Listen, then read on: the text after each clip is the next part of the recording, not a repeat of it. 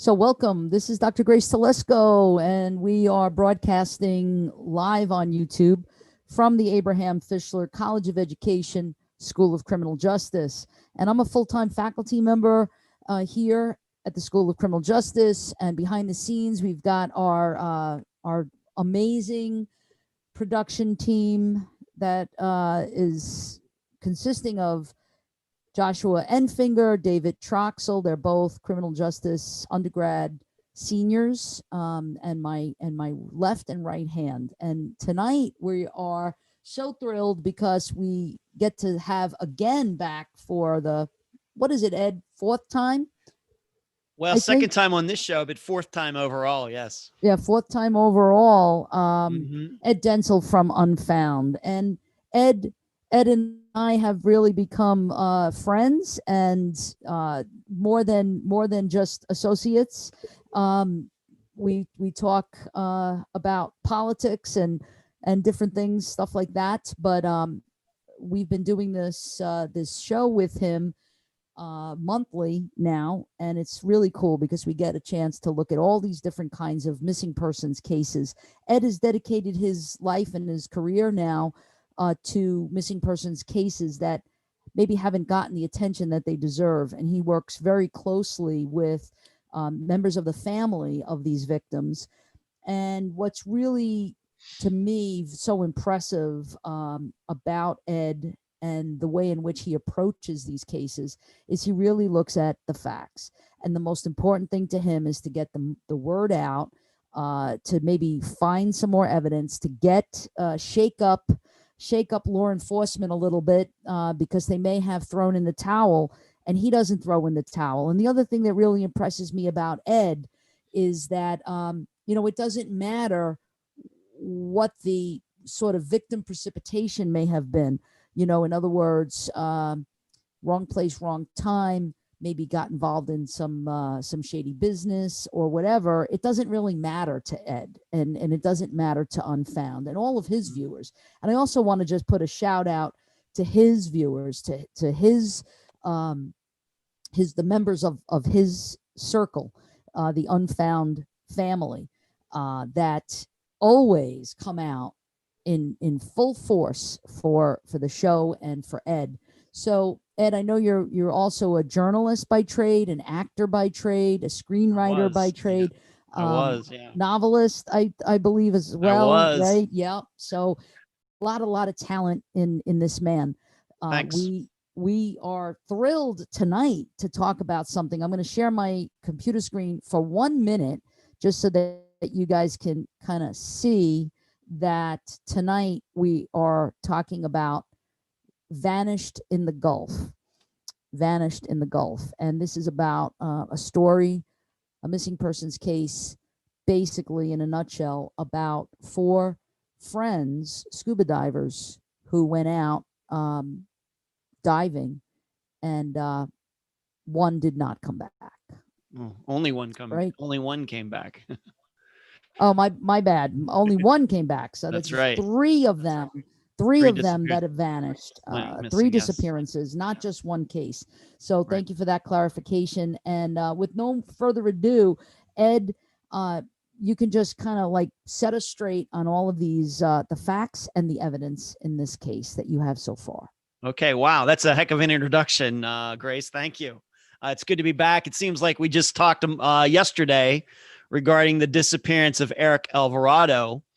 And so it's good to be back. And as we've already stated, this is our 4th time getting together to cover a disappearance.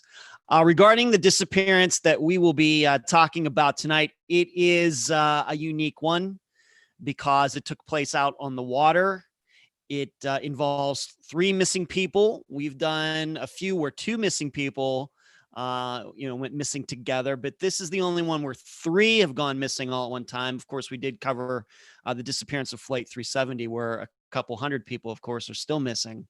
But this is one that you have to maybe understand some specifics about scuba diving and fishing and the Coast Guard being involved. And even though we've covered almost 200 disappearances, this one still stands out as one that is unique, and I think it will continue to be unique as long as Unfound exists. First of all, we have to understand that the 3 young men who went missing were Canadians. They were not Americans, even though they were here in the United States, right here in Florida, about 2.5 hours south of where I sit right now. I live in Clearwater Beach. But when the episode came out, I called it the Marco Island 3 because that's where they were staying. That's where they left in the boat the day that they went missing. You can find Marco Island on a map. And those 3 young men's names are David Madot, Kent Monroe, Omar Shearer, all in their 20s. I did not write down their exact ages, but all in their 20s. And the 4th young man who survived this trip out into the Gulf, his name is Jeff Wandich. And so what happened was they were in Canada, and Jeff's parents had a place down in Marco Island, and they thought it would be cool. Hey, let's go down. Let's do a little fishing. Let's go out into the Gulf. And early November, being that I've lived here for 9 years in the Gulf, the water is still fairly warm. You can go into the water without a lot of problems being cold or anything. The weather is quite manageable. It's not too hot. It's not too cold. So it's a good place to come to Florida. And that's why a lot of Northerns do come to Florida. Even for the entire winter, a lot of Canadians, you will see a lot of Ontario license plates down here from like December to maybe February. So they came down, and it was going to be like a long weekend. And the 4 of them, Jeff had some diving experience. The 3 really did not. However, they did have wetsuits. So they brought those with them, but they went to a local dive shop to get some of the additional equipment, including air tanks, masks, some other things. And the plan was they were going to go out. They were going to do a little fishing. And you're seeing the boat right there on the screen that they were going to be using. It is called the Siesta, and it is 25 feet long with 2 engines on the back. Pretty common boat, I think, in Florida, especially on the Gulf. So they were going to take this boat out into the Gulf and do a little fishing, and then go out to a wreck called the SS Baja California, which to this day, even 26 years later, is a very popular dive spot. The reason it is popular is because it's only in about 100 feet of water, which means for most scuba divers, even at the entry level, with some schooling, some practice, et cetera, you can go down, spend some time on this wreck, and not have to worry about using a unique mixture of air or anything like that. You don't have to worry about the bends or popular things that happen to divers that don't watch themselves. So it's still very popular to this day in 2020, and was even very popular before 1994. So they went out there. Now, some issues that we're going to get into in this disappearance are issues that we do run into a lot in other disappearances, even though this one is unique. First of all, as I explain what allegedly happened, you have to figure, first of all, what happens when we only have one person's version of events, because that's all we have in this disappearance. Many times we might have video cameras or cell phone information, social media information, but in this particular disappearance, all we have is one person's version of events, and then some of the evidence gotten from the boat and elsewhere.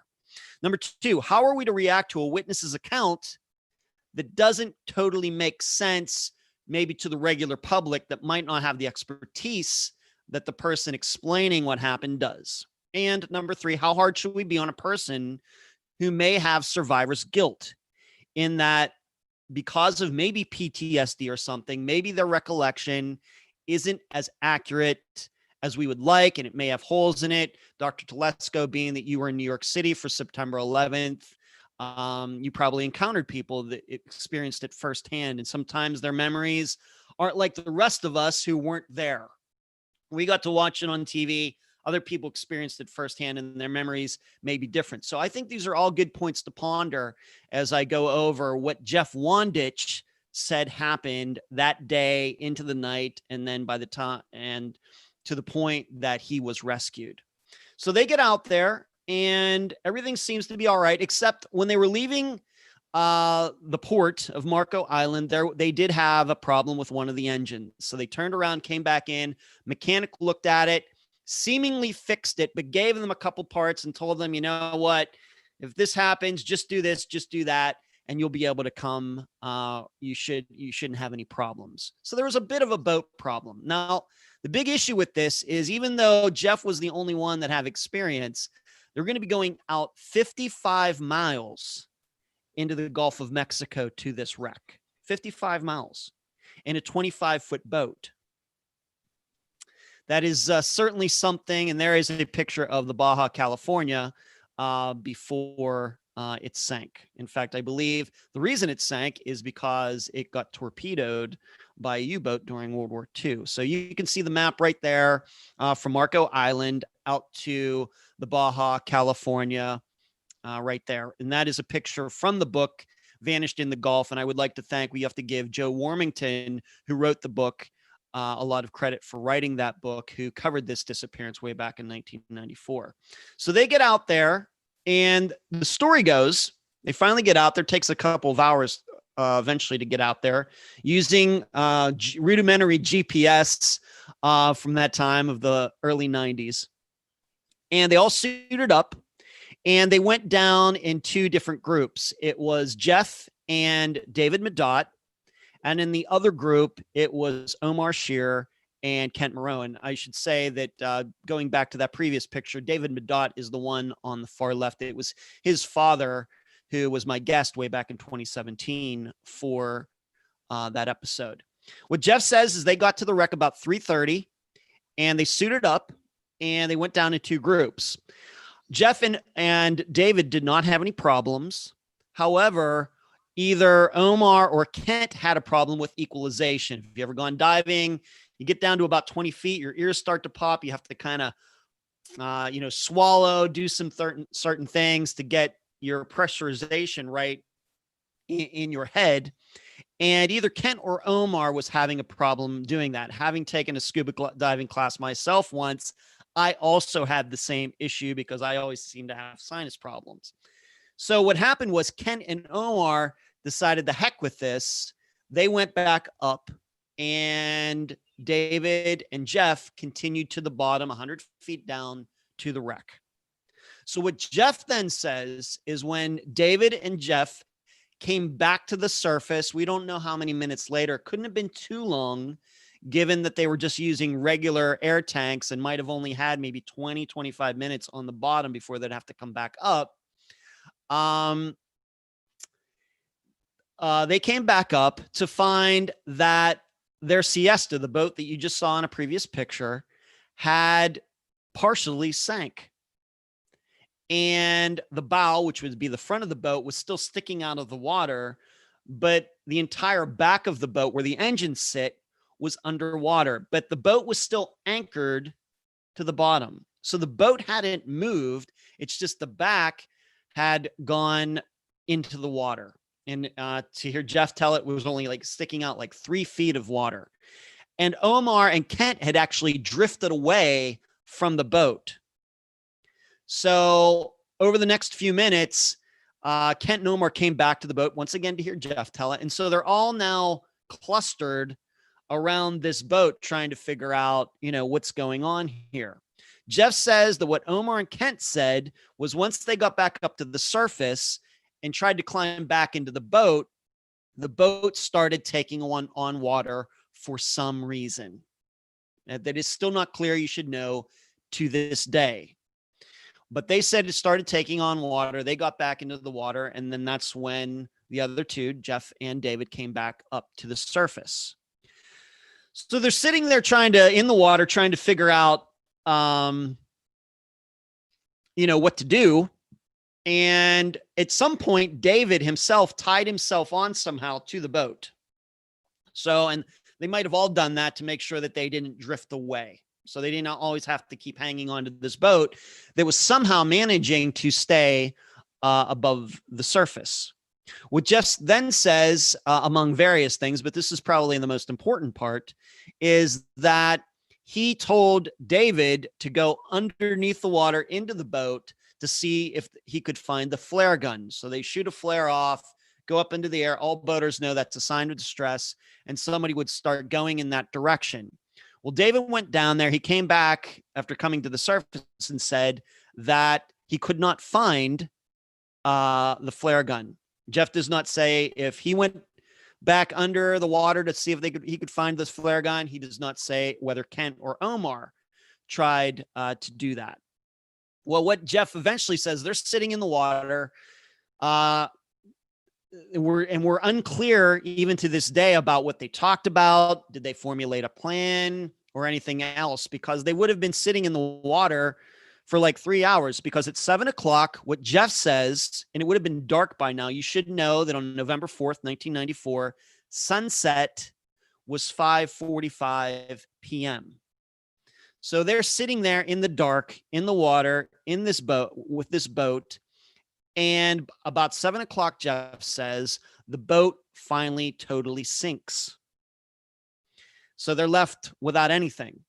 But they still have their scuba equipment on, their wetsuits, and except for the tanks, which Jeff says they ditched. So they made a decision that, coincidentally, there is what they call a communications tower not far from the wreck, from the Baja California. And I know that Grace has that picture she can show you. It's approximately not quite 4 miles away.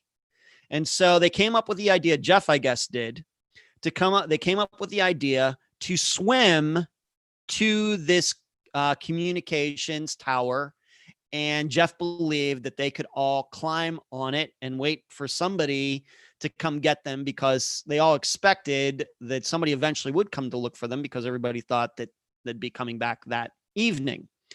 Well, during the course of going to this tower, allegedly, Jeff somehow got separated from the other three. And in fact, to hear him tell it, and to hear his father, Bill, do the interview, I re-listened because I knew it was going to be on Dr. Telesco's show. I re-listened to the interviews I did with Bill Madot way back in 2017, that Jeff says that he split himself from the group for a little bit because he was feeling emotional or something like that. And then like he was panicking, and then he said he had a change of mind. And when he went back to find the other three guys, he couldn't find them and they were gone. That is his story. And so Jeff then decides he's looking around for them. There's waves. The water was not really that rough. And in fact, the Gulf of Mexico is not known as being that rough unless there's a hurricane going through it. Otherwise, it's almost like a lake, but it does have a current. So he decides, well, I guess I just got to do what our plan was. He might have been thinking that maybe the three are taking another direction to get to this tower. So he ends up allegedly swimming these 4 miles. At one point, he thought it would be easier to take off his wetsuit to swim. So he takes off his wetsuit and swims the rest of this way to this tower. And when he gets there, he doesn't find anybody else there. He's alone. He climbs up onto this tower and waits. He says that while he's waiting, that he saw some boats go by. He saw a helicopter that was flying overhead, seemingly looking for them. But, of course, he had no flare gun, no way to signal anybody or anything. So they're just flying by. At no time did a boat or the helicopter come by the communications tower. He spent 36 hours on that tower. And then finally, a helicopter came during the day. So he was there, let's just say, got there 8 p.m. that night. So 8 p.m. the next night, 24 hours, and then 12 additional hours. So early in the morning, not the next day, but the day after, is when a helicopter came out there and noticed him on the tower. And that's how he got saved. So they came down, got him, and that's when he found out that the other three, Kent, Omar, and David, had not been found yet. So they got him, brought him back to shore, and that's when he started to tell everybody what happened. In the meantime, the search is going on. Of course, they know the Coast Guard would know the approximate time that they went into the water. They would know the current. They would know how fast the current is. And so they start looking in where that general area where they think that these three young men would drift, and they found nothing. And of course, they are still missing 26 years later. In the meantime, there is a law, a maritime law, that boats that sink and go to the bottom in a certain area, they can be salvaged. So what happened was a private salvage company down in that area of Marco Island went out and pulled the Siesta up off the bottom. It had sunk, and from what Jeff said, it landed on top of the Baja California. This company goes down, they get the boat, they bring it back to the surface, they dry it out, they take it back, and that's why we have the pictures of it that you've seen here. So the salvage company takes the boat back to shore. The searches continue for several days. Jeff does try to help. He actually went out in a plane or a helicopter or in a boat or something like that in the area, went back out to try to help himself, help them. And, but nothing was ever found of these three men, none of their equipment, nothing. So that is the disappearance. That's what Jeff says what went on at the time. Those are the generalities of the disappearance. Of course, the Coast Guard talked to Jeff. The Coast Guard talked to the people who rented out the equipment. They looked at the boat. They looked at everything that you could look at and to try to determine, does Jeff's story make sense? And I should say something, and I stated this back then in 2017, is people do go missing out in the Gulf of Mexico. They do. Scuba diving, fishing, boating, these things do happen. And if you were to go to NamUs or the charlieproject.org and be able to do a particular search, you would find those people's names. You would find them. But for three people, men or women, or a combination of either, to go missing and none of them be found is fairly unique, given that it wasn't a storm. It wasn't an accident in that like two boats, collided into each other and you believe that somebody went down with the ship, like the Titanic or something. It wasn't anything like that. And so they did the search as long as they could. And then at some point they just said, we don't know what to tell you.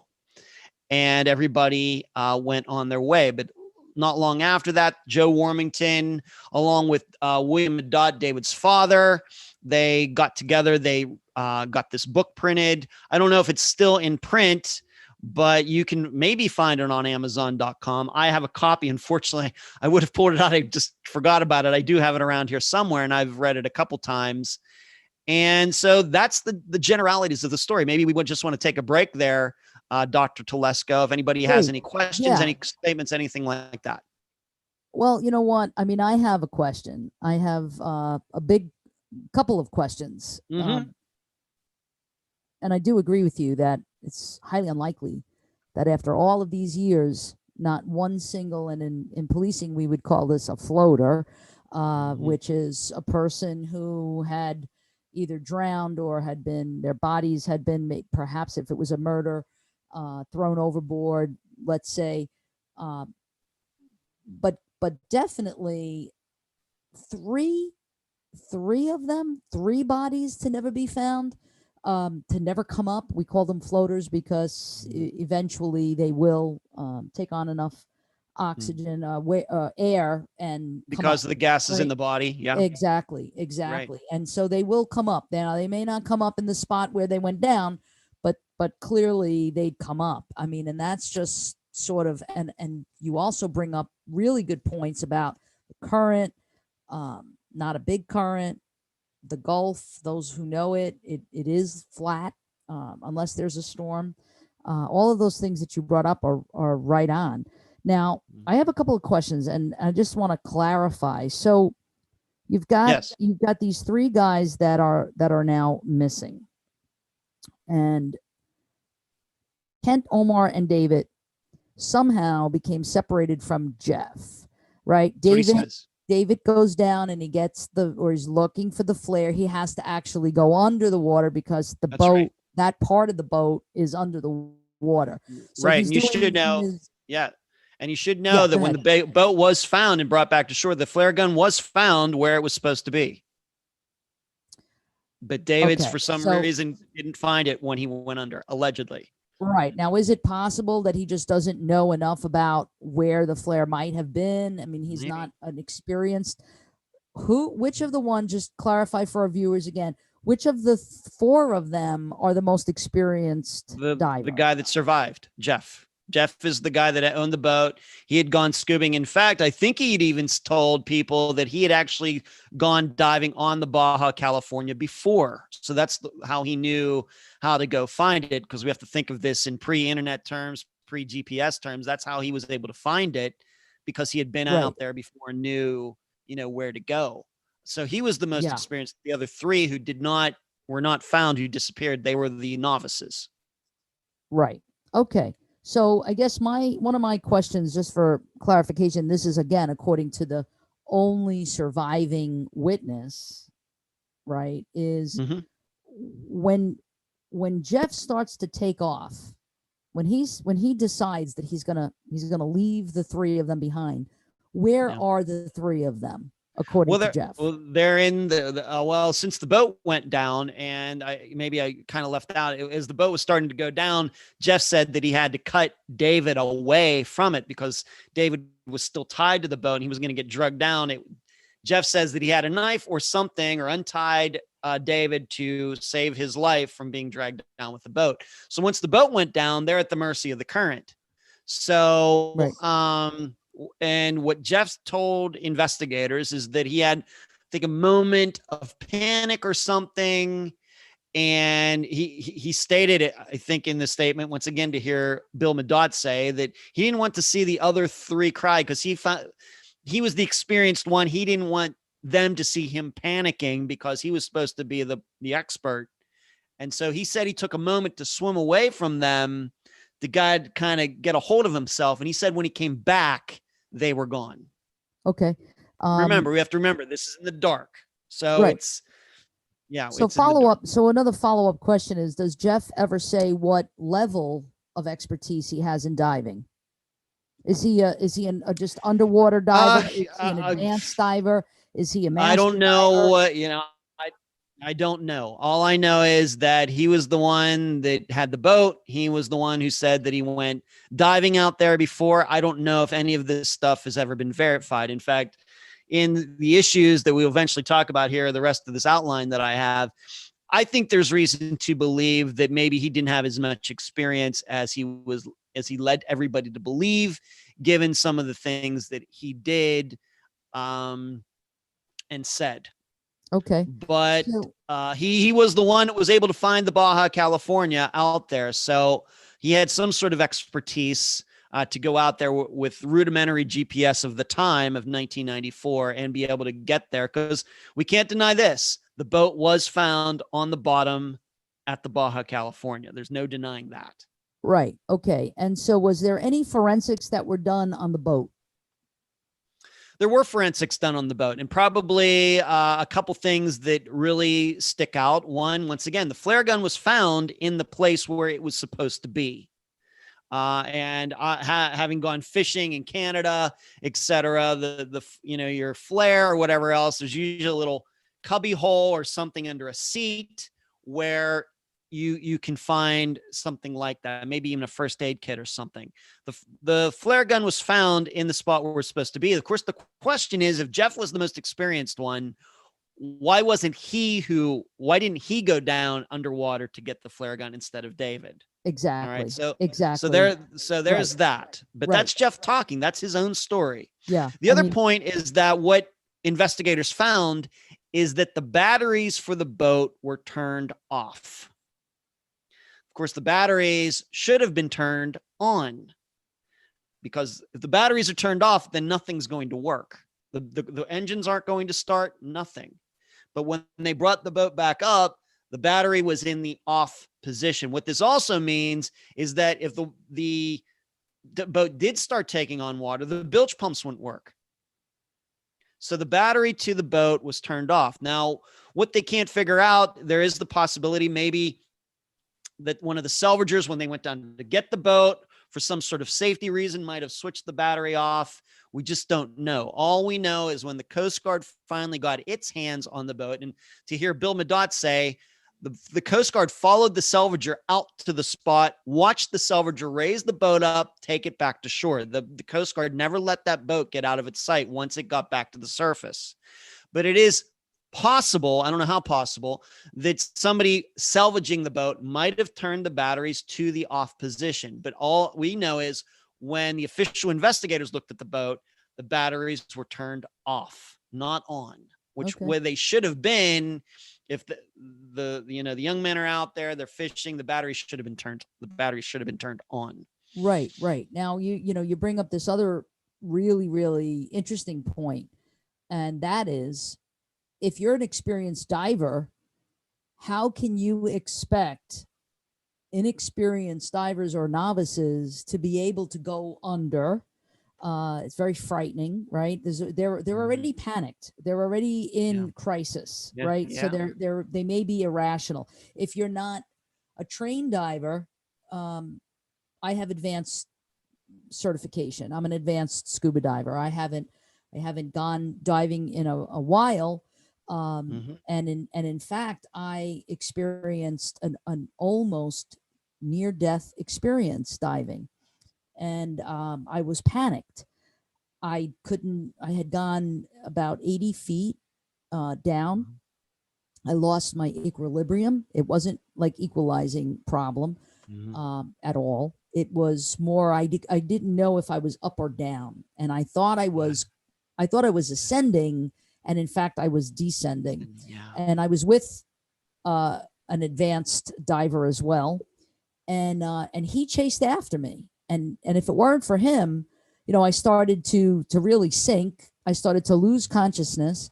And my first reaction as a diver in crisis was to remove my regulator out of my mouth. I wanted to do that. I wanted to breathe regular air, which is so irrational, right? And illogical. But my friend, who is a really good friend and an excellent diver, saved me. And I had to spend 5 hours in a hyperbaric chamber at Jacobi Hospital in the Bronx. And it was quite frightening. And it shook me up so bad that I hadn't gone diving then for many, many years. But you know what? We have a couple of divers who are watching on YouTube. Great. And I wanted to just kind of put out to you some of their theories. So first of all, Maris Martinez, I find his story hard to believe. As a crime scene investigator, it just doesn't make any sense. Bella says, my theory, and I know that Bella is actually a diver, and Bella is a master diver, in fact. So there's these levels of underwater diver, advanced, master diver. My theory, and then dive master. Then after that is instructor. But her theory is that Jeff told part of the truth. It sounds like he was a panic diver at the surface. He may have tried to climb on them, possibly stabbed them if he had a dive knife. And then sharks may have torn them apart. So the question is, what do you know about Marco Island and sharks? Not a lot of shark attacks. That's a question that came up when we covered the disappearance. It's something that I continue to look into. But what I would say is, what I do know to this day is the Baja California is a very popular dive site. And I think if there was a shark issue, it wouldn't be so popular. It wouldn't be as popular as it is. I live in Clearwater Beach. I can see the Gulf, from my balcony here. It's not known for shark attacks. It's just, I'm not saying it's never happened, but it's not really known for that. We have manatees and dolphins, sharks attacks, not common. Well, I think what she's saying, maybe what she's alluding to is the fact that that might be the explanation for why the bodies were never found. Well, maybe it could be, but once again, I just shark attacks are just not a thing. I'm not saying they're not out there, but to think that a shark got all three of them, I don't know what the probabilities are of that. And why did they get those three but didn't get Jeff? Jeff never mentioned anything about seeing any sharks or anything. Right, but I think that what they're probably alluding to here is that we're talking, days, weeks, months later. This might be the explanation for, no body found, sure, kind of thing. Possible. But I have another question, and this really, and you might be talking about this. Tell me about their backgrounds and tell me how they knew each other. Tell me a little bit about what was their deal. Like, what are they up to? Well, they were friends. They had known each other pretty well. I didn't put that in my notes. I know that Bill and I talked about it, but they knew each other fairly well. I think they did know each other very, very well. I don't think that, going from Canada down to Florida, you do that with strangers. However, I will be honest about this, but this pops up in just about every disappearance I cover. You cover a disappearance, and then afterwards somebody comes forward with an unverifiable story about how this guy, did something or said something that's shady. And so you should give him, another look, and you should be more suspicious about him. We try to stay away from those things during official interviews for the program, but I think I can say this, that after we covered the program, somebody heard it. Somebody emailed me from Canada who knew all of these people and allegedly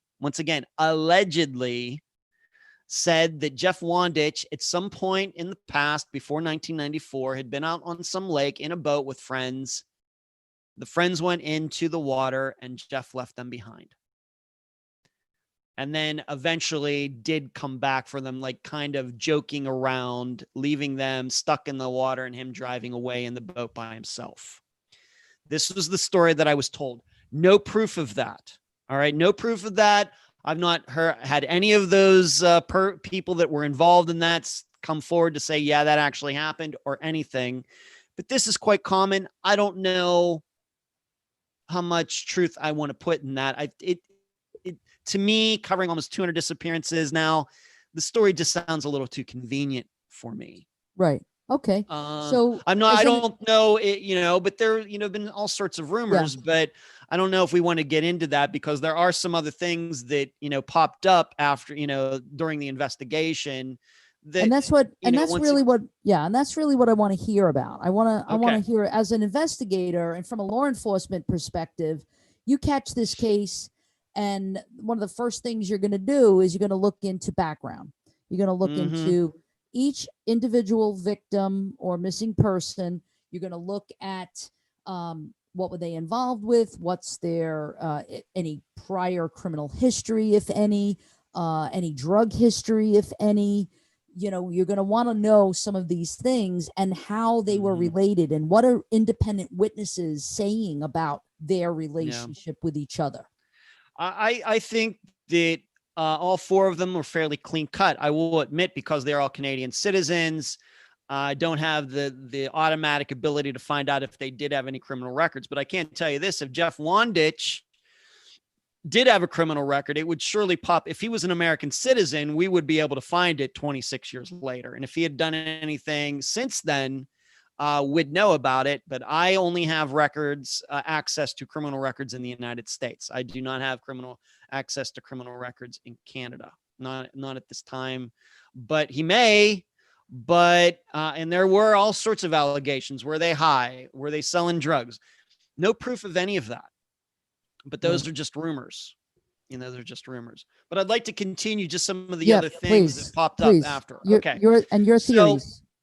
So some of the other things that popped up, I found on my own that even Bill Madot did not know. When we covered the disappearance, it was 23 years old. But some things that I was able to discover. First of all, Jeff claims that they anchored on the wreck. Well, what I found out is you're not supposed to do that. In fact, for a very long time, what you're supposed to do when you get to the Baja California, there is actually a rope attached to the wreck, and it's attached to a beer keg with air in it that sits about 10 feet below the surface. So anybody that wants to dive the wreck, are not supposed to throw their anchors over the side. Why? Because the anchor, you put it on the ship, it could get stuck there. So what boats are supposed to do is they're supposed to pull up, they're supposed to go into the water and tie a rope to the rope that's attached to the wreck. That is not what Jeff said they did. So if they did anchor and the boat was salvaged, it's very possible that 26 years later, the anchor to the Siesta is still on the bottom of the Gulf there. So you have to think about that. So that's one thing showing that Jeff Wandich's story about anchor, already he did something wrong, having himself said that he was there before. Second of all, they've discovered that the anchor line that they had, the rope that they did have for the boat was only 300 feet long. Well, for any boater that goes out into the Gulf, you're supposed to have a ratio of 6-to-1. So if you think that you're going to be in 100 feet of water, you're supposed to have 600 feet of line. The Siesta only had 300 feet of line. One of the other things that didn't quite make sense to me, and I only know this from fishing in Canada, is that the anchor, Jeff says, was attached to the bow of the boat. That's the front. Well, Omar and Kent said that the boat started sinking at the rear. So when David and Jeff came to the surface, so the boat's like this. This is the front, that's the back. The boat's like this. Well, the anchor is also attached to the front. And I have a hard time understanding if the anchor is attached to the front of the boat and the back went in the water, shouldn't the bow have just automatically sunk as well, given that the anchor is pulling down on the boat and keeping it in place? Because you have to remember, when you anchor a boat in a current, it'll eventually swing to be aerodynamic to that current. So if the water is coming this way, the boat will eventually swing around. So the bow will be facing into the water. And so the boat will be pushed, but the anchor will keep it in place. Well, as soon as the back goes down, the front should go down, I think, as well. And what Jeff made it sound is the boat stayed like this for a couple hours. I don't know if that makes physical sense with gravity. I had a long talk with Bill about this when I was thinking about that. And I just don't know what was keeping that boat afloat if the heaviest part of it had already gone under the water. Remember, we have two huge engines on the back that weigh a lot more than whatever could be at the front. But somehow it stayed like this with the anchor line coming down. I don't know if that, it sounds to me like that defies physics, but maybe there's a better boating expert out there. Yeah, maybe there is. Please. I just wanted to pause for a second and just let you know, I don't know if you're watching YouTube or not while you're. No, I don't have the ability to do that. It's very difficult to be a guest on a show and be watching and monitoring YouTube, but I am, and Bill is with us. So I didn't know if you wanted to shout out to Bill. I did give him the link. Hello, Bill. Good. Thanks for tuning in. I had given him a link a few days ago and told him that we'd be doing this. Yes. Great. Yeah, and he's been getting a lot of support from some of the other viewers. So we really appreciate this. Great. Awesome. Bill is also saying, well, drug deal, interesting thought. Did something happen somewhere else?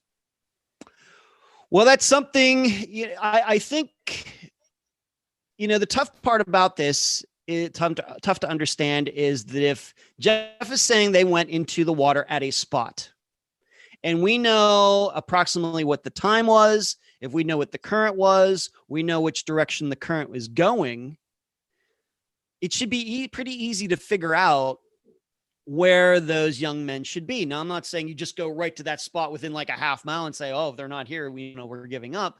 I'm sure they went a couple miles this way, a couple miles that way, to the east, north, south and west, just to, a lot of variables in there, because they may, as floating, maybe spread apart if they're not hanging on to each other, and nothing was found. So how do you explain that? If you know all of pretty much every variable there is to know about somebody floating in water, then, how do we explain it? They might have sunk. Maybe they did sink. Maybe they drowned, but it was within, hours that searches went out for all three of them. It wasn't like nobody knew they were missing for a week. As soon as they didn't come back that night, Jeff's family and anybody else who was expecting them knew that, hey, something's up here. We got to let the Coast Guard know. So the Coast Guard was out there fairly quickly. Right. And I think that they would have known that, and they would have had the hope, we got to stay afloat. They have their scuba gear on, which just by itself should allow them to float easier than, if they were just in their, shorts. So there were a lot of reasons for them to stay afloat. Can I ask I'm going to ask another question here about evidence that may have been found. Where's the tanks? They ditched the tanks. They said they ditched them. Yeah, they said they ditched them. They said they did, but I'm asking. That's Jeff. What Jeff says they did. Do you know if they ever found the tanks? What about any of the equipment? What they did find, and Bill, being that he's watching, he was the one that told me about this, which I thought was a very interesting point. Somebody he was talking to way back then said that, well, if this boat was sinking, there were things falling out of it. David and Jeff are at the bottom. Why didn't I not see these things falling while they're down at the wreck? Because when the boat was salvaged, they did find fishing rods and other equipment from the boat on the wreck. But no dive equipment. No diving equipment. Interesting. So we've got a couple of people are offering some questions and some theories. Bella, who's a dive master, is saying the more she hears about this, she thinks it was foul play.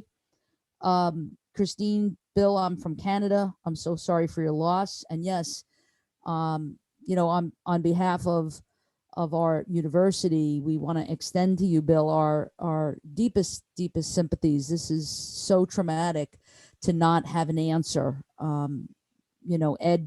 Ed had said in the very beginning, I was a first responder at Ground Zero and worked there for about a year and a half, and interfaced with a lot of families.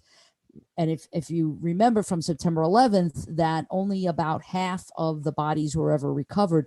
There's something so traumatic, and we talk about complicated grief, where you're now, and we know that there's no such thing really as closure ever when your loved one dies.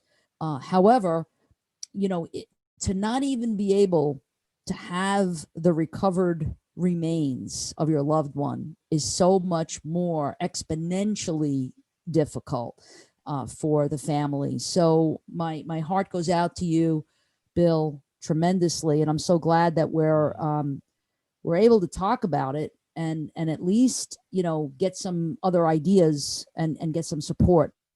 Yeah. But Delane says she might be one of your family. I know Delane. One of your Delane. Unfound family, Delane Pelt. Are there any laws that are governing the size of the boat and the horsepower and size of the motor or motors on the boat? She wanted to know. I just don't know. I see a lot of boats, being in the area that and a lot of these boats that are it's not unusual to see a boat like that size with two big motors or even more on the back. I've seen boats that are 25 feet long, like the Siesta, with 3 engines on the back. I mean, some of these boats can get pretty crazy and they go very fast. Right. Would you want to be out them in really, really rough weather? Probably not, but this was not rough weather. Right. It wasn't. And so what's your theory?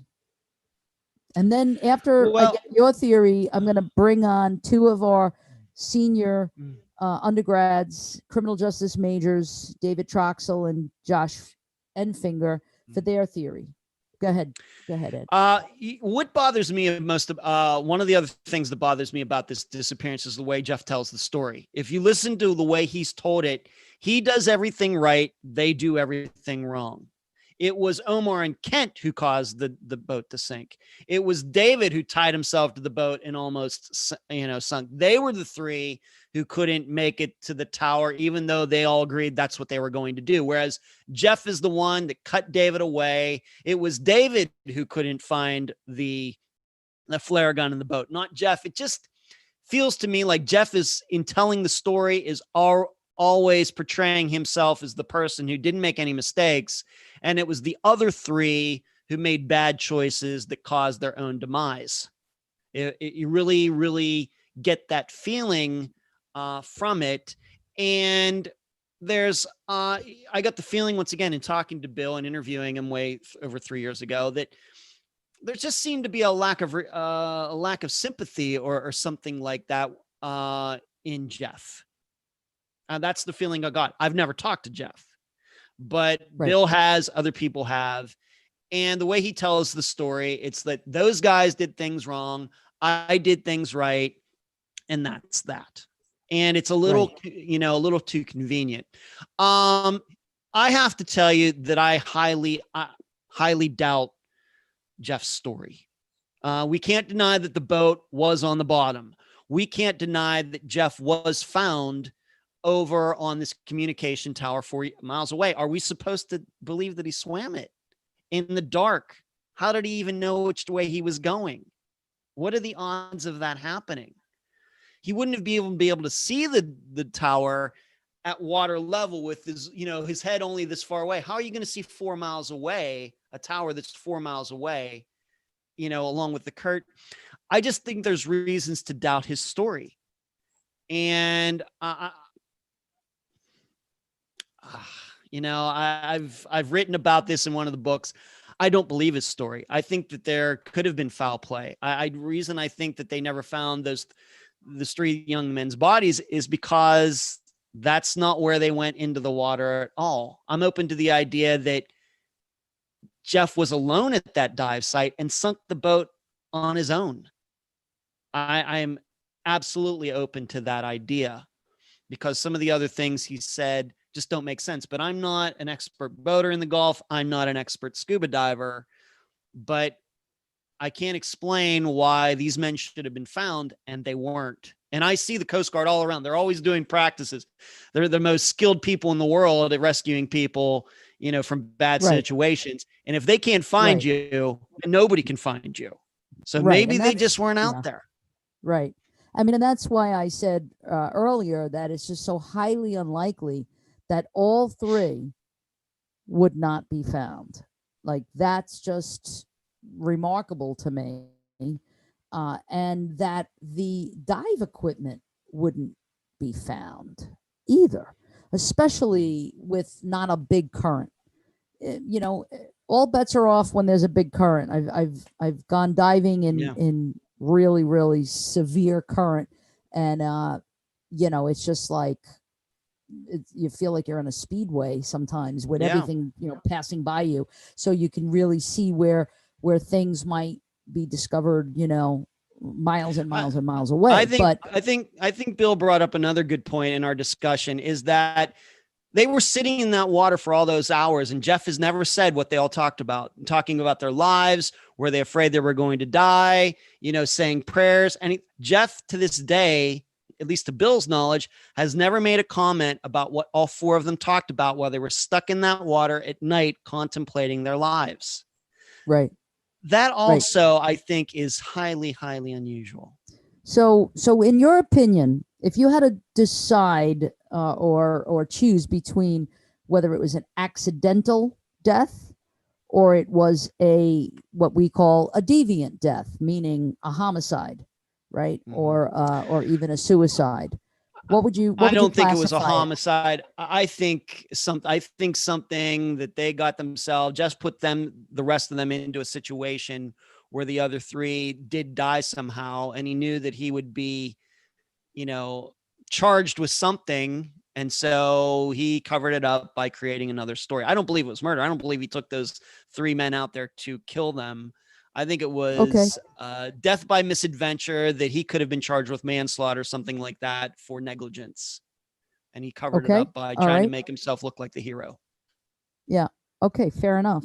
We've got a couple of other comments that I just want to have the opportunity to share with everyone.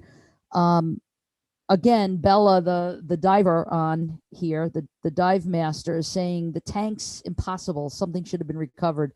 I think they died in a different spot.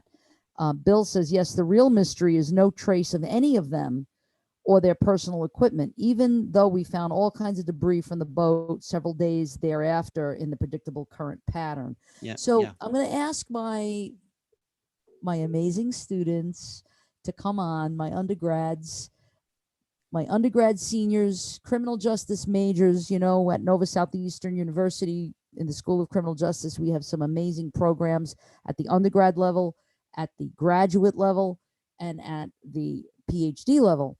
And I'm trying to convince David and Josh, because they're about to graduate soon, and I'm going to be heartbroken to see them go. I'm trying to convince them to enroll in our master's program. But I'm going to ask them to come on now, both of them. David Troxel. What's up? And Josh Enfinger. So, David, do you want to go first? What's your theory? And if you have any questions that you want to ask of Ed. Okay, well, to start, early in this conversation that you two were having, my concerns, obviously, I'm not a diver. Well, not obviously, but I'll tell you, I'm not a diver. I've never gone diving. I have no knowledge of regulators or anything like that. I have, however, a little bit of knowledge about boats. And if the drain plugs are removed from this watercraft, then it would be quite easy, I would assume, for that boat to sink. Sure. So my question is, when they recovered the boat and they were going through it forensically, was any evidence like the drain plugs missing or anything else jump out at them? Not that Bill ever said. He, of course, is watching, but nothing that I ever said. The only thing that they found that was a big question mark is that the batteries were turned off, which would have prevented the bilge pumps being turned on if the boat was taking on water. Right. That seems very strange to me as well. Now, of course, listening to the entirety of the conversation thus far, my theory is this. Honestly, I'm with you, Ed, and several of the other commenters on YouTube, that, it's highly unlikely that the other 3 members were even there, and that, there could have been a second boat involved. The one, survivor of the incident may have gone out there with a second boat. He could have easily sank that boat himself after anchoring on, illegally. And so that obviously the evidence would be found at that point, but it wouldn't be very hard for him to sink that boat by himself and then leave in another boat. I've gone swimming in, the ocean. I've gone swimming in somewhat cold and even somewhat warm waters. It's pretty hard to swim 4 miles on your own with no flotation device of any kind or anything else. And no training, no experience swimming in water. Right. And of course, saying that he pulled off his wetsuit at some point during that event, it's highly unlikely that he would make it 4 miles swimming. So my theory is that there was most likely a second boat involved, with someone obviously piloting that one, and that he may have sank that boat on purpose because, as you said, something may have happened to the other 3 men. Of what? I just don't even want to speculate, because I don't want to disrespect anybody in that way.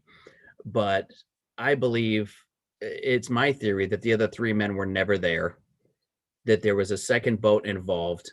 They sunk that one, whether or not the bodies were taken elsewhere, or that, like I said, my belief is that they were never there.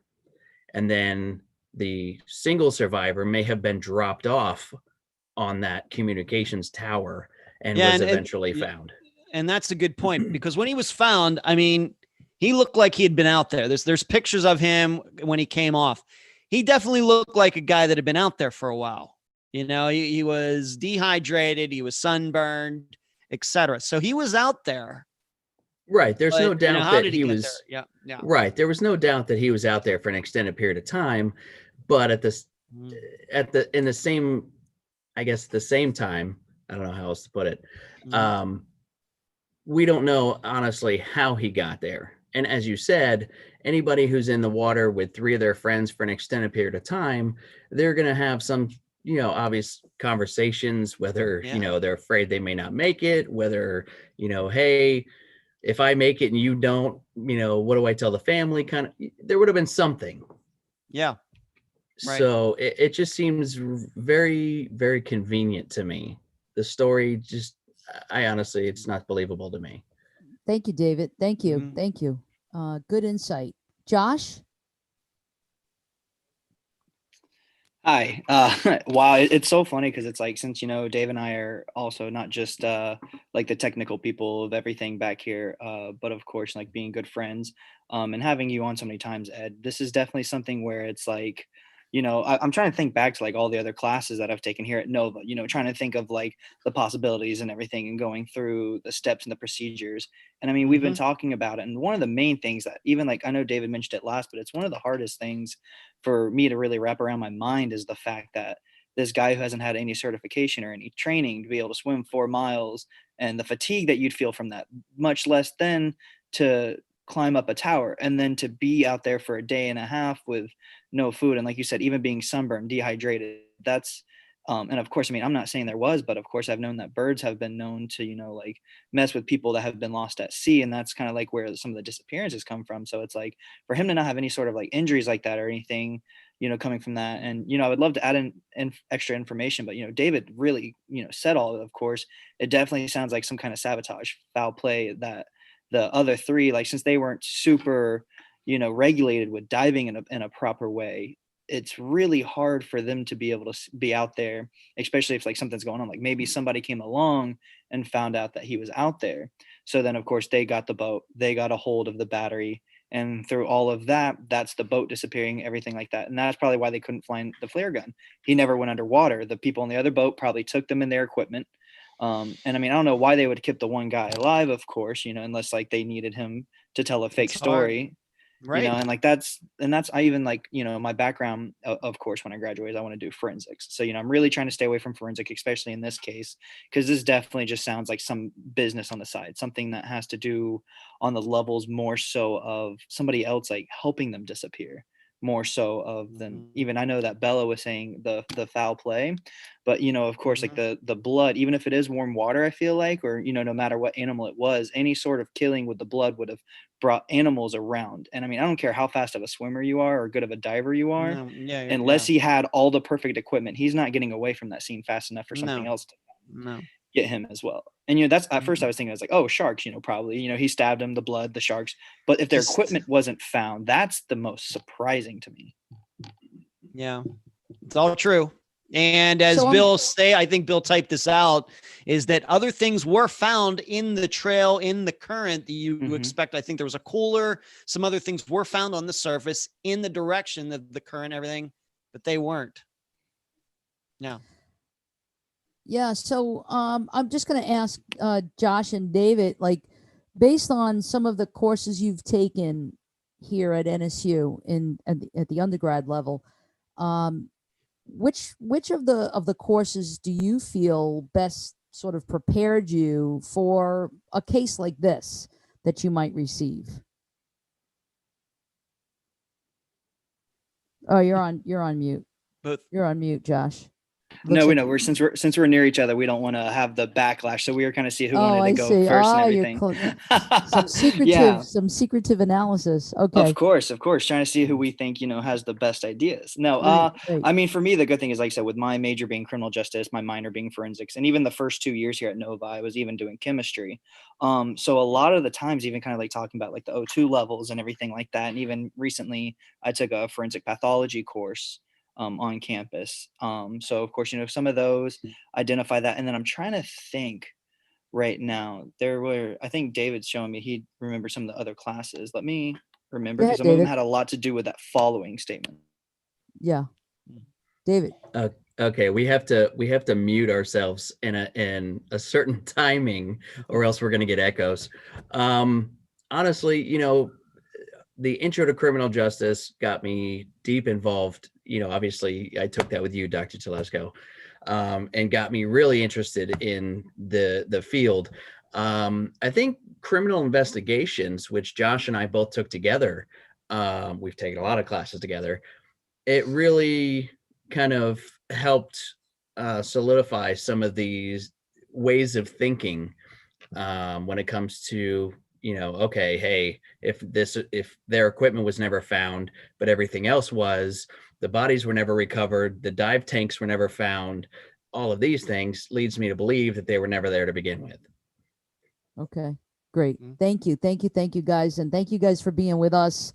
I really appreciate all of your not only assistance and support behind the scenes, but also, your analysis here as CJ seniors about to graduate. Like I said, heartbroken. Don't do it. Please don't leave. We're not going anywhere. Okay, good. I see we got that on tape. All right, excellent. All right, guys, thanks. We'll see you in a bit, but for now I want to just kind of ask Ed, you classified this really as an accident, and do you know that formally what this has been classified as?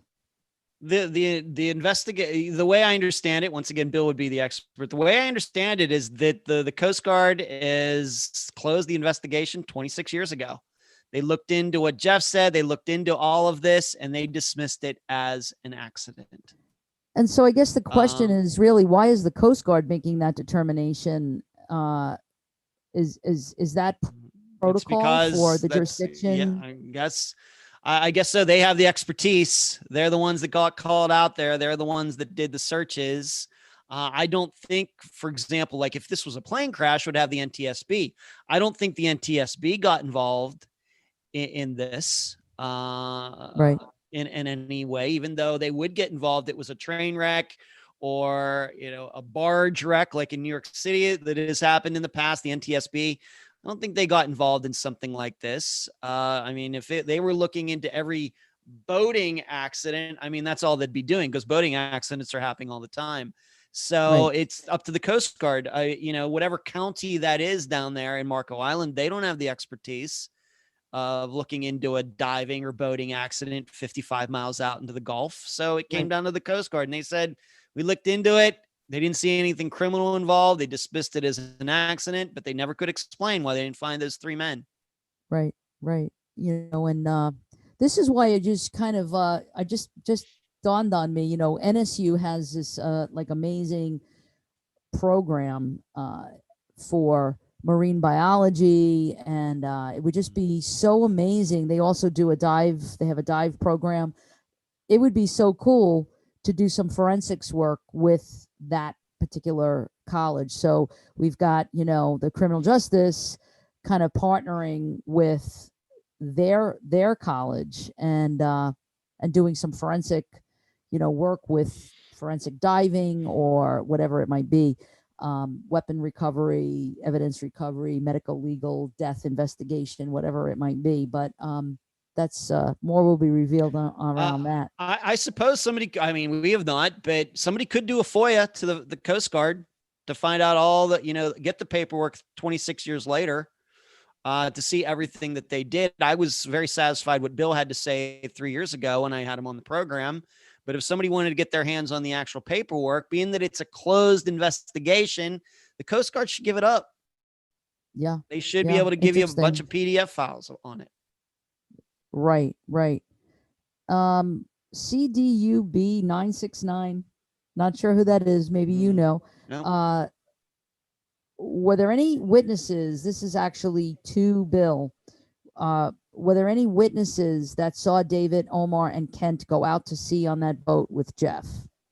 Maybe you know that answer, Ed. And if not, all we know is that they went to a dive shop. and rented some equipment. They got in the boat. They kind of got to the edge of the marina. Something wasn't right. They came back. A mechanic looked at the boat, did something for about an hour, and then the 4 left. So I guess this mechanic, whoever worked on the boat, would have been the last person to see these 4. Right. Well, we've gone over a little bit. We usually only go an hour, but this is so fascinating, and we've had a lot of viewers. We've had a ton of people on the chat with their theories and questions, most of which I've covered. And just to say that CRJU 2220, which is what Dr. Jacobskind is writing in right now, and Josh and David are actually typing in as well. It's a criminology course. This course is designed to familiarize students with theories of criminal behavior and basic research methods. Bill is saying, to be fair, the Coast Guard is a search and rescue versus investigation. The FBI closed early and did not take steps. See, so it was the FBI. So it was the FBI supposed to be working in cooperation, conjunction with the Coast Guard, but they closed it early. But once again, the FBI probably has very, very, very little experience looking into something like this. You know, right, exactly. Very little experience. Exactly. So, Ed, any final words, any final thoughts? Once again, it's great to talk to you again.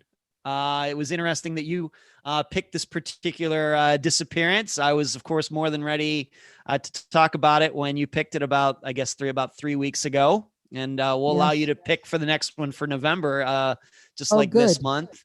And it was interesting for me, covering as many disappearances as I do. This does give me an opportunity to go back to some of those early cases that we covered. I mean, when we covered this disappearance back in 2017, I think I'd only had about 20 disappearances on the program. Now I have almost 200.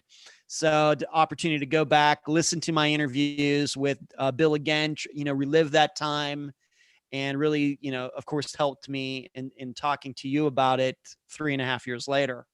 Yes, so it's given me, absolutely. It's always nice to be able to go back and listen to some of these older episodes, guys. I really don't get the opportunity. Right. So Ed, tell us the date that you're going to be back for our sort of final show for this series anyway, for this semester. Well, tell me again, and tell us again the date of that. The next date I'm going to be on, I don't know. I didn't write it down. I didn't write it down. I didn't know you're going to ask me that. I'm going to guess it's probably like the 3rd or 4th Thursday in November, maybe around Thanksgiving or something like that. I think it's November 19th. All right. If I'm not mistaken, but we really look forward to having you back again. And I mean, I selected this particular case because of my scuba diving experience and having almost died in a dive accident myself. Wow. And thank God I had somebody who cared enough to come in and get me, because we were actually both surfacing to just kind of get our bearings for where we were. We had just gone on a wreck, and then we went and we were going to another spot. And so we both surfaced to talk to each other. And then as we went back down, I started to lose my equilibrium. And and he chased after me. I mean, he's a very good, very, very good swimmer. And he chased after me. And boy, oh boy, I'll tell you what. I mean, I had, not to be gory, but I had broken blood vessels and in my eyes. I had broken both my eardrums because I did not equalize, because I was falling, at a very rapid pace, sinking at a rapid pace. And I kept on thinking that I was going up when I wasn't. I was going down. And so he saved my life. Scary. For sure. Yeah, very, very scary. So that's why I picked it, because it's an interest of mine, diving.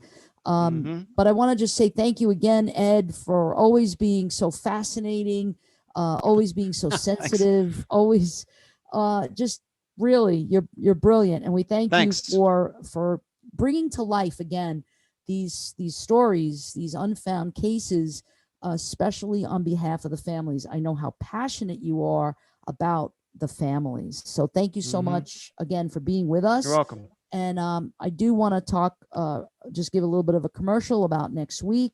Next week, October 29th, Second Chances Through the Education Prison Program. I have my two guests are both are former colleagues of mine. One is a good friend, and it's Professor Samantha Carlo and Dr. Minka Davis Brantley. And what this show is going to be about is their experiences, these two professors that go into the prison and and teach criminal justice for these inmates. And it's called Second Chances Through Education. It's a really great program. So join me next week for that at 7:00, same bat channel, same bat time on YouTube, Fishler College of Education. And if you haven't already subscribed to our channel, please do so. And, right. and Ed, I'm going to give you also, I know I said I was going to give you the last word and then I totally took it back, but I'm going to give you the last word to kind of brag on your show. Where can people subscribe to the channel, to Facebook, all of that? Go ahead, tell us, Ed, where if they're interested, we have the Facebook page. Yeah, we have the Facebook page. I think it has over 9,000 some likes on it now. We have the discussion group on Facebook, which has over 8,000 members. Our YouTube channel just went over 10,000 subscribers, which is very exciting just within the last few days. And our episodes come out every Friday at 2 p.m. Eastern on iTunes, Spotify, Podomatic, all of the popular podcast applications. And tomorrow, we are covering the disappearance of Jody Huisentrude. It's a disappearance that I've been wanting to cover for a long time. It's a very well-known disappearance, probably the most well-known disappearance that we will have covered to this point. She disappeared from Mason City, Iowa in 1995. And that's the disappearance that will come out tomorrow, 2 p.m. Eastern. Excellent. Excellent. So again, thank you all. We got a lot of really positive feedback from a lot of our viewers, thanking us for such an interesting chat and really enjoying it. Wish it was longer. Thanks, Dr. Telesco and Ed. Bill, again, is being given all of our love and support and best wishes. And that's it. Yeah. So we'll see you on November 19th, Ed, and we'll see all of our viewers. Hopefully, God willing, we'll see them all next week for a very important discussion about second chances for inmates. Okay. Thank you guys. Have a good night. Stay safe. Be well.